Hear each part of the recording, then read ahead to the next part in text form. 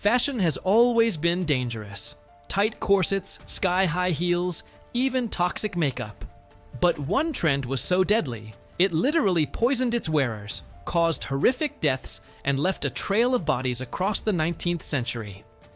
This is the shocking story of arsenic-laced dresses, the trend that turned women into walking corpses.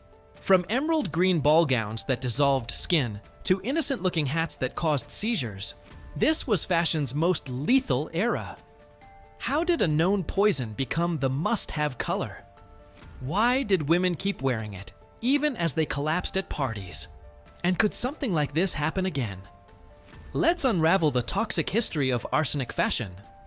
Subscribe for more historical videos like this. It all started in 1775, when a Swedish chemist named Carl Wilhelm Scheele invented a dazzling new pigment, Scheele's green. Unlike dull vegetable dyes, this color was electrifying, a vibrant emerald that made fabrics glow. There was just one problem. It was made from arsenic.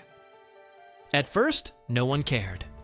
Victorian society was obsessed with bright colors, and arsenic was already everywhere, in medicines, wallpaper, even children's toys.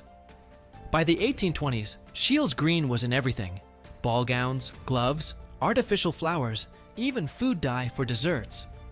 Wealthy women wore entire dresses soaked in arsenic, unaware they were basically wearing poison sheets. But soon, the horror stories began. Dressmakers handling green fabric developed open sores on their hands. Women at parties fainted from the fumes. One account describes a noblewoman, green gloves, leaving her wrists blistered and bleeding after just one evening.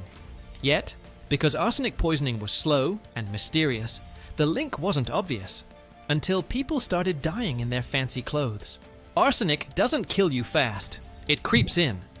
First, wearers would feel dizzy and nauseous. Then came the rashes, hair loss, and muscle spasms. Finally, organs would fail, leading to agonizing deaths. The worst part? Many victims never suspected their clothes were to blame.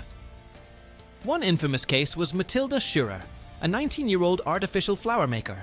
After working with arsenic-dyed fabrics, she collapsed at work, vomiting green fluid. Doctors were baffled as her skin turned jaundiced, then green, before she died in convulsions. An autopsy found arsenic dust in her lungs, stomach, and even fingernails. Even royalty wasn't safe.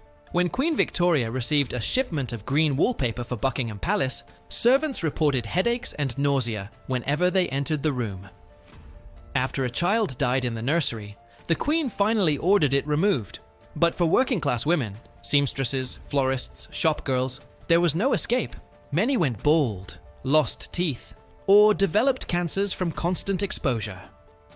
By the 1850s, the truth was unavoidable. Newspapers ran headlines like "Dressed to Kill" and "Murderous Millinery." Scientists proved that a single green dress contained enough arsenic to poison 20 people. Yet, unbelievably, women kept wearing it. Why? First, denial. Many doctors still claimed arsenic was harmless unless swallowed. Second, vanity. No other color matched that vivid green. And third, classism. Wealthy women could afford silk linings to protect their skin, while poor workers suffered the worst effects. Finally, in 1862, The Lancet published a bombshell study. A test on a green tarlatan dress found enough arsenic to kill its wearer within hours of sweating.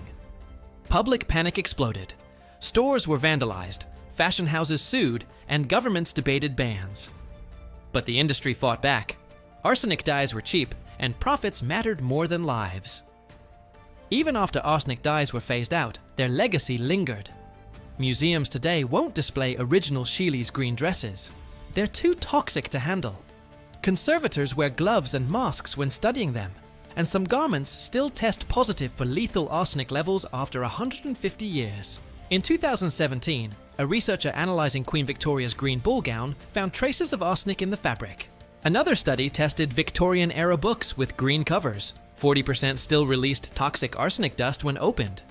Even now, collectors of vintage wallpaper have been hospitalized after stripping old rooms. But here's the scariest part. We haven't learned.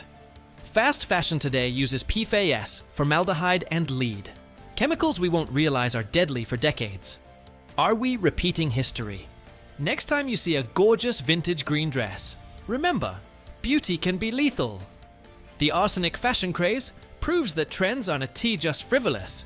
They can be deadly experiments on living people. So what do you think? Would you wear an arsenic gown for the perfect Instagram pic? Let me know in the comments. And if you enjoyed this toxic tale, smash that like button. It's 100% arsenic free. Stay stylish, but stay safe.